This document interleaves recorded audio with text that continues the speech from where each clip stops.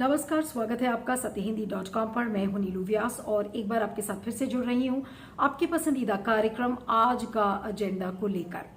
पूरे विश्व में अगर कोई तस्वीर लोगों के दिलों को बिल्कुल भेद रही है तो वो तस्वीरें हैं अफगानिस्तान में हो रहे खून खराबे की, अफगानिस्तान में हो रहे भगदड़ की और अफगानिस्तान में चल रहे मातम की। और उसका कारण ये है कि 20 साल से जो अमेरिकी सेना अफगानिस्तान में मौजूद थी तो उसने अपनी सेना को अब वापस अमेरिका जाने को कह दिया है। 1996 से लेकर 2001 के बीच तालिबानी कब्जा था अफगानिस्तान में और उसके बाद अमेरिकन फोर्सेस अफगानिस्तान में उन्होंने टेक ओवर किया जब 9/11 का अटैक हुआ था। और उसके बाद से आज 20 साल का वक्त है कि अमेरिकी सेना अफगानिस्तान में थी, लेकिन डोनाल्ड ट्रंप ने इसका निश्चय किया था, जो पूर्व राष्ट्रपति थे अमेरिका के, कि अब ये अमेरिकी सेना को वापस जाने का समय आ चुका है। और जो डोनाल्ड ट्रंप का फैसला था उसी फैसले को जो मौजूदा राष्ट्रपति हैं अमेरिका के जो बाइडेन, उन्होंने आगे बढ़ाया है और सिर्फ आगे ही नहीं बढ़ाया बल्कि उसको अंजाम दिया है, जिसके बाद जो तस्वीरें आप देख रहे हैं वो सबको सोचने पर ये मजबूर कर रही हैं कि क्या ये अमेरिका का सही फैसला था। और इसको लेकर जो बाइडेन के लिए आलोचना, चारों तरफ से आलोचना की बौछार हो रही है। कुछ लोग कह रहे हैं कि जो बाइडेन ने ये गलत किया, उनको इस तरीके से नहीं करना चाहिए था क्योंकि महिलाएं, बच्चे, किसी को भी सुरक्षा वहां पर नहीं मिल पा रही है और विड्रॉ करने के पहले बातचीत होनी चाहिए थी, डायलॉग होना चाहिए था, किसी तरीके का सेटलमेंट होना चाहिए था ताकि अफगानिस्तान में इस तरीके का खून खराबा ना हो।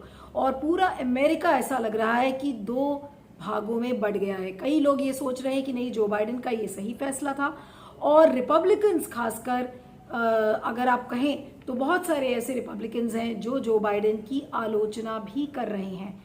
तो कल सोमवार जो इंडियन स्टैंडर्ड टाइम के हिसाब से देर रात जो बाइडेन ने अपनी पहली स्पीच दिया, पहली बार उन्होंने खुलासा किया कि वो क्या सोचते हैं तालिबान के बारे में, उनका क्या कहना है कि क्यों अमेरिकी फोर्सेस अब वापस जा रही हैं। और यहाँ पर ये समझना होगा कि उन्होंने क्या कुछ कहा है और उससे आपको एक नए अमेरिका की झलक मिलेगी। उसे ये भी झलक मिलेगी कि जो बाइडेन कैसे राष्ट्रपति हैं, उनकी विदेश नीति क्या होगी, इन सारी चीजों की झलक आपको इस स्पीच से मिलेगी। तो आइए एक एक करके समझते हैं कि जो बाइडेन ने अपनी 15 मिनट की स्पीच में क्या कुछ कहा था। जो पहला पॉइंट उन्होंने उठाया, उन्होंने कहा कि मैं अपने फैसले पर कायम हूं और जो फैसला मैंने लिया है कि अमेरिकी फोर्सेस को हम विड्रॉ करेंगे, उनको वापस बुलाएंगे, वो सही है और वो एक पहले के अग्रीमेंट के मुताबिक है कि हम ये अपनी ट्रूप्स को वापस बुला रहे हैं। और उन्होंने कहा है कि मैं आगे आने वाली जो भविष्य की पीढ़ियां हैं उनको अब हम वापस अफगानिस्तान में नहीं झोंक सकते। ये पहला पॉइंट जो बाइडेन ने कहा। और उन्होंने कहा कि I stand squarely by my decision.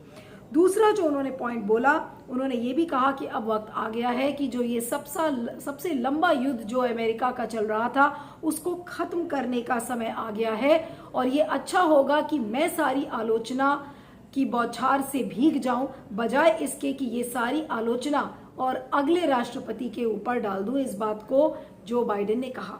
दूसरा पॉइंट जो उन्होंने कहा कि मैं इस बात के लिए मानता हूं कि मुझे नहीं पता था कि इतनी जल्दी चीजें वहां पर बिगड़ जाएंगी।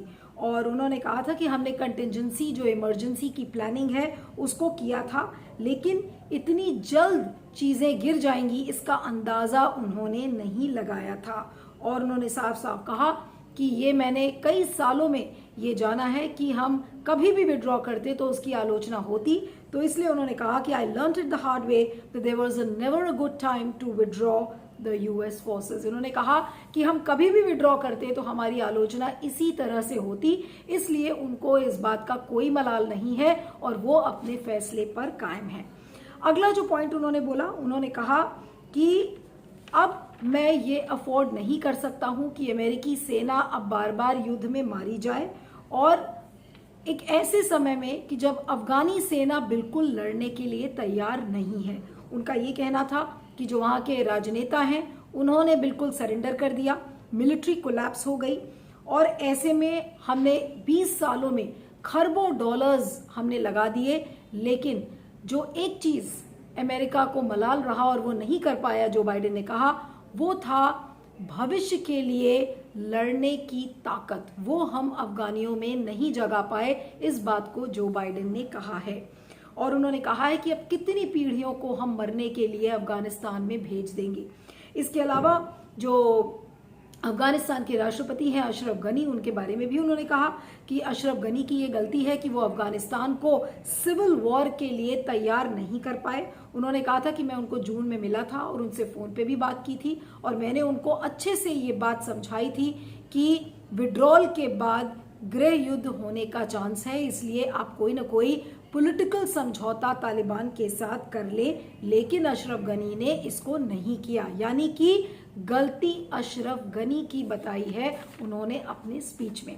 इसके अलावा जो बाइडेन ने बिल्कुल साफ शब्दों में कहा कि जो हमारे पहले की गलतियां हैं वो हम उन्हें नहीं दोहराएंगे। उन्होंने कहा कि इस तरीके का जो कॉन्फ्लिक्ट है वो हमारे राष्ट्रहित में नहीं है और कि हम एक सिविल वॉर को चलाते रहें और अपनी फोर्सेस को भेजते रहें, वो अमेरिका के राष्ट्रहित में नहीं है। और उन्होंने कहा है कि हमारे जो असली दो कंपेटिटर्स हैं वो चाइना है और रशिया है। और उन्होंने बिल्कुल साफ साफ कहा कि चाइना और रशिया तो चाहेंगे ही कि हम बिलियंस ऑफ डॉलर्स अपने अफगानिस्तान में डालते रहें, लेकिन हमारा फोकस अब अफगानिस्तान से हटना चाहिए। इन कारणों को देते हुए उन्होंने कहा कि इसलिए मैं समझता हूं कि ये अमेरिकी सरकार का बिल्कुल सही फैसला है कि जो अमेरिकी सेना है उसको अब वापस अफगानिस्तान से बुला लिया जाए। इसके अलावा उन्होंने ये भी कहा कि हमारी जिम्मेदारी ये कभी से नहीं थी कि हम अफगानिस्तान को ब्रिक बाय ब्रिक उस राष्ट्र को बनाएंगे या फिर हम वहां पर लोकतांत्रिक सिद्धांतों को तैयार करेंगे, ये हमारी जिम्मेदारी कभी से नहीं थी। उन्होंने इस बात को कहा और उन्होंने कहा कि हमारा एक उद्देश्य था कि अगला कोई बड़ा आतंकवादी हमला अमेरिकी जमीन पर ना हो, इसके लिए हम अपने आप को तैयार करते रहे। और हमारा ये भी एम था कि उसामा बिन लादेन को पकड़ा जाए, वो हमने पकड़ा भी और उसको सफलतापूर्वक किया है। और उन्होंने कहा है कि ये जो आतंकवाद की जो प्रॉब्लम है, जो आतंकवाद की बीमारी है, ये कि केवल अफगानिस्तान तक ही सीमित नहीं है और इसके आगे भी सोचना पड़ेगा। इसके अलावा उन्होंने ये भी कहा कि हम चाहते थे कि वहां से हम बहुत सारे लोगों को अफगानिस्तान से बाहर निकालकर और सुरक्षित जगहों पर रखें, लेकिन उस समय अशरफ गनी की सरकार ने उनको मना कर दिया। उन्होंने कहा कि अगर ये काम अमेरिका करेगा तो एक संकट आ सकता है विश्वास का, एक क्राइसिस ऑफ कॉन्फिडेंस हो सकता है। इस वजह से उन्होंने ये काम नहीं किया। और स्पीच खत्म करते करते उन्होंने कहा कि अगर किसी भी अमेरिकी सेना के व्यक्ति पर अगर तालिबान हमला करता है तो उसका मुंह तोड़ जवाब अमेरिका देगा। ध्रुव कटोच साहब, आपका बहुत बहुत स्वागत है। जो कल ये जो बाइडेन की जो स्पीच थी, तो जो बाइडेन की स्पीच में अगर आपको मैं 2 से 3 मिनट में बोलूं कि उसका आकलन आप कैसे करेंगे, तो क्या झलक देता है?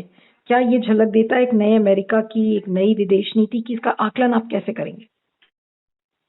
देखिए, इसमें 2 चीजें हैं। एक तो जब प्रेसिडेंट बाइडेन ने कहा कि अफगानिस्तान की रक्षा करने के लिए उनकी जो पॉलिटिकल हुकूमत है और उनकी जो मिलिट्री है, ये उसकी जिम्मेवारी है।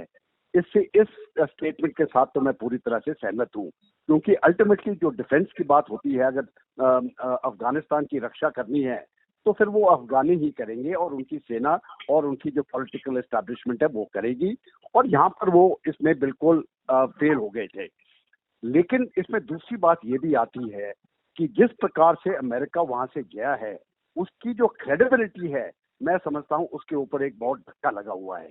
तो जो अमेरिकन पावर जिसको बोलते हैं, जिसकी क्रेडिबिलिटी थी पूरी दुनिया में, अब जाके कि लोग अमेरिका को शक के नजरिया से देखेंगे। तो जिस प्रकार से ये विड्रॉल हुआ है अमेरिका का, ये सही संदेश नहीं देता है। और जिस प्रकार से तालिबान अभी आया है और अत्याचार शुरू हो गए हैं, ये भी सही संदेश नहीं देता है। तो दो तरीके, तो इसमें ये जैसे मैंने बताया, ये दो चीजें हैं। एक तो डिफेंस, ये सही बात है, ये अफगानियों का काम है और उनके पास काफी हथियार थे और ट्रेन थे, कोई ऐसी बात नहीं है। वो क्यों चूक है, इसके लिए उनको मुझे लगता है सोच विचार करना है। लेकिन अमेरिका की क्रेडिबिलिटी में भी बहुत को बहुत धक्का लगा हुआ है। और अगर आप अमेरिकन थिंक टैंक्स और वहां से जो अखबारों में जो रिपोर्ट्स आ रही हैं, तो दोनों डेमोक्रेट की तरफ से और रिपब्लिकन की तरफ से जिस प्रकार से अमेरिका का मूव बैक हुआ है अभी, इसके ऊपर बहुत क्रिटिसिज्म आ रहा है। और मैं समझता हूं कि क्रेडिबिलिटी जो अमेरिका की है, उसने एक बहुत धक्का खाया हुआ है। ओके। लेकिन अब ये जो बाकी देश हैं उनके लिए क्या चुनौती है? भारत हो गया या भारत के जो पड़ोसी देश हैं उनके लिए क्या चुनौती है? देखिए, मेरे अपने विचार से इस समय पर पाकिस्तान समझ रहा है कि उसकी जीत है, और चीन भी कुछ हद तक, क्योंकि वो पाकिस्तान को सपोर्ट कर रहा है, वो समझता है ये उसकी जीत है। लेकिन मुझे लगता नहीं है कि किसी की भी जीत है। और यहाँ पर जो भी कंट्रीज, जो भी देश इन्वॉल्व है तालिबान अफगानिस्तान में, मैं समझता हूँ उन सब की हार होगी। ये लूज लूज गेम है। जब एक शब्द है विन लूज गेम, तो ये विन लूज गेम नहीं है, ये लूज लूज गेम है। और ये मैं बताऊंगा किस प्रकार से इनके ऊपर असर पड़ेगा। जहां तक पाकिस्तान की बात है, दो चीजों का असर आप देखेंगे शुरू होने वाला है, और ये अगले 3 या 6 महीने के अंदर ही आपको शुरुआत दिखाई देगी। श्रीराम चौलिया जी, आपका बहुत बहुत स्वागत है। और आज जो विषय है पूरे एनालिसिस का कि जो बाइडेन की जो स्पीच थी कल, उन्होंने पहली बार उन्होंने अपना साइलेंस ब्रेक किया जो तालिबान ने किया है अफगानिस्तान में। और जो एक परसेप्शन जो बाइडेन के बारे में बन रहा है कि जो बाइडेन भाग खड़े हुए हैं, और जो एक अमेरिकी लीडरशिप से एक्सपेक्ट किया जा रहा था, उस काम को करने में अमेरिका बिल्कुल असफल दिख रहा है। तो क्या कहेंगे आप? जी हाँ, अमेरिकी नेतृत्व का ये सबसे जैसे एक उदाहरण है बिल्कुल उसके लुप्त हो जाने की। और बगैर कोई जिम्मेदारी लिए अगर इस तरह भागते हैं, जबकि आपने 20 साल वहां पर एक तरह का राज किया था अफगानिस्तान में, अपनी फौज उतारी थी, प्रशासन सारा कुछ अमेरिकन से चला रहे थे बहुत समय तक, और अब आप कहते हैं कि अच्छा भाई ये किसी और की समस्या है और हम तो थक चुके हैं, हमने जो करना था वो कर लिया। तो ठीक एक तरह से वाजिब है, वो एक थकान है। अमेरिकी जो आंतरिक राजनीति में भी जो जनमत है वो ज्यादातर इसी बात पर टिकी है कि हमने ये समाज सेवा नहीं करना दुनिया भर में जाकर। और ये डोनाल्ड ट्रंप के समय भी था और अब बाइडेन भी उसी रास्ते पे चले हैं कि आखिरकार ये अफगानिस्तान की समस्या है, अंदरूनी समस्या है, कौन किससे लड़ रहा है। एक सत्ताधारी गुट है और उसके खिलाफ दूसरा एक विपक्षी गुट जो तालिबान है। तो यही लोग, तो हमें इसमें क्या लेना देना। अब हम कितना और कोशिश करें, 20 साल हमने इतना खर्च किया, 2,500 हमारे सैनिक मारे गए। तो ये जो भावना है ये काफी हावी अमेरिका में। तो बाइडेन मेरे ख्याल से उसी भावनाओं को बेसिकली चैनल कर रहे हैं। और उन्होंने ऐसे कोई वैश्विक लीडरशिप वगैरह का, जो पहले इनकी बातें होती थी कि हम जो है ग्लोबल स्टेबिलिटी, रीजनल स्टेबिलिटी, इन सब के रखवाले हैं, वो दिन चले गए हैं। ट्रंप ने उस तरह की जो सोच थी उसको बदल डाला है, और अब बाइडेन चाहे भी तो उसे उल्टा नहीं सकते। तो मेरे ख्याल से अभी यूएस एक तरह से दिखा रहा है कि अब वो मेनली चीन का मुकाबला करना चाहता है हिंद प्रशांत में, जो कि अच्छी बात है, और उससे प्रतिस्पर्धा में जुड़ना चाहता है। तो भू राजनीति के हिसाब से बाइडेन का मानना है कि इराक हो, सीरिया हो, लीबिया हो, अफगानिस्तान, ये सब जो बहुत ही विभाजित समाज हैं, इनको हम फिक्स नहीं कर सकते हैं। हमने तौबा कर लिया और अब हमें जाके चीन से कंपटीशन करनी है एशिया में। तो ये सब जो क्षेत्र हैं, ये चाहे इनका जो भी हो, अब ये हमारी जिम्मेदारी नहीं है। तो इस तरह से इन्होंने एक डाइवर्ट कर लिया है अपनी जो स्ट्रेटेजी को।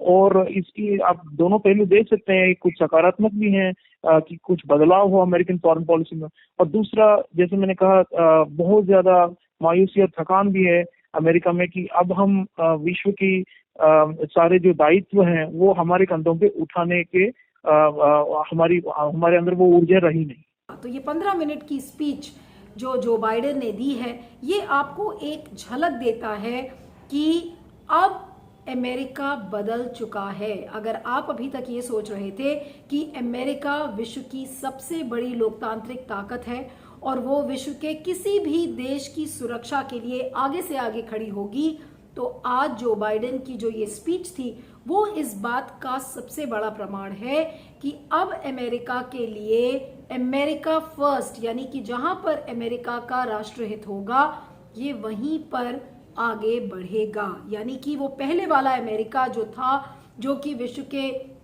सभी देशों के साथ एक साथ खड़ा होता था, विश्व की लोकतांत्रिक ताकतों के साथ कंधे से कंधा मिलाकर खड़ा होता था, आज उसकी छवि कहीं ना कहीं धूमिल हो गई है। या धूमिल शब्द को अगर मैं ना इस्तेमाल करूं, पुराना अमेरिका आज लुप्त हो गया है और इसकी सबसे बड़ी झलक हमें अफगानिस्तान में दी है।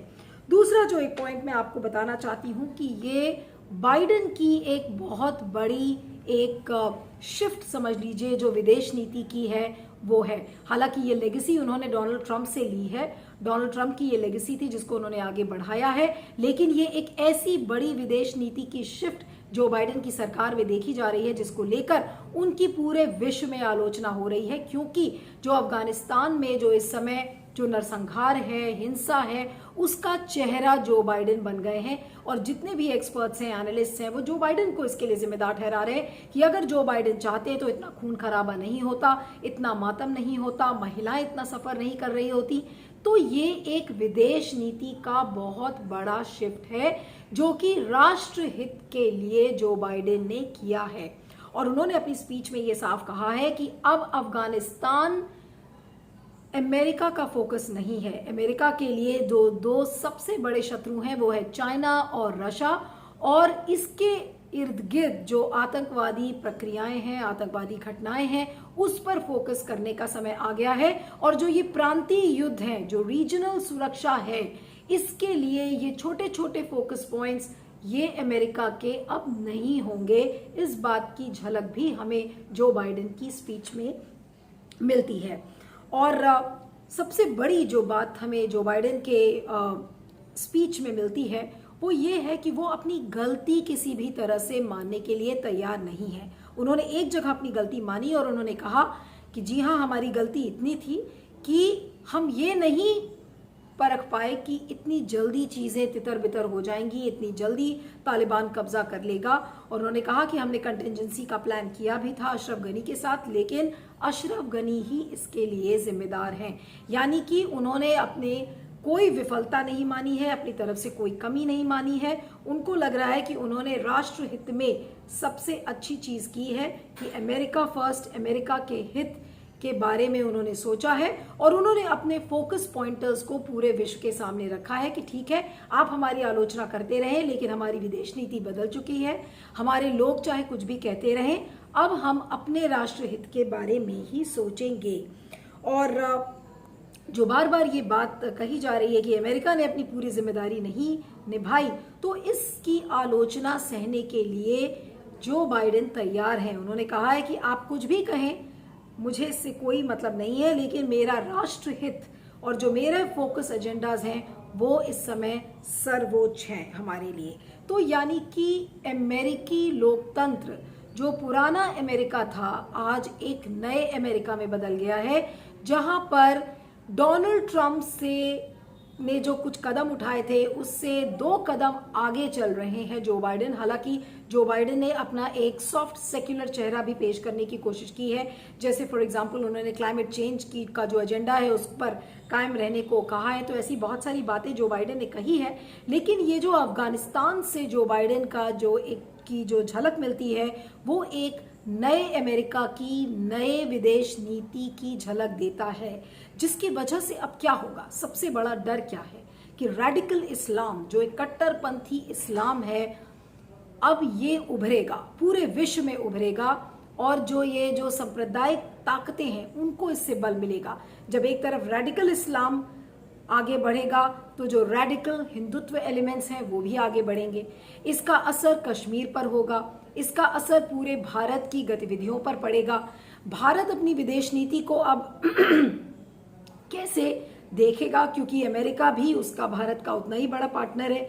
अमेरिका ने अगर अपनी नीतियों को बदलाव किया है तो जाहिर सी बात है कि अब आज भारत जो अपने आप को बिल्कुल अलग थलग पा रहा है अफगानिस्तान की नीति में, तो उसको अब एक नए सिरे से इस बात को लेकर सोचना होगा कि अफगानिस्तान को लेकर भारत अब कैसी नीति बनाएगा। तो एक बात तो साफ है कि अमेरिका की जो पुरानी छवि है वो लुप्त हो गई है। इससे अब रेडिकल इस्लाम, जो कट्टरपंथी इस्लाम है, उन ताकतों को अगर बढ़ावा मिलेगा तो इसमें भारत अपनी भूमिका कैसे तय करेगा, ये बहुत बड़ी चुनौती इस समय भारत के सामने है। लेकिन फिलहाल अमेरिका ने अपना स्पष्टीकरण बिल्कुल दे दिया है। अब विश्व के जितने भी तमाम देश हैं वो कुछ भी बोलते रहे, लेकिन जो बाइडेन ये कहकर बिल्कुल साफ निकल गए हैं कि उन्होंने राष्ट्रहित के बारे में ये सारे फैसले लिए हैं। इस वीडियो के बारे में आपका क्या कहना है, फीडबैक जरूर दीजिएगा। मेरा ट्विटर हैंडल है @नीलू317। आप देखते रहिएगा आज का एजेंडा और बने रहिएगा सत्य हिंदी पर। Thank you so much. सत्य हिंदी का ऐप डाउनलोड करें गूगल प्ले स्टोर पर।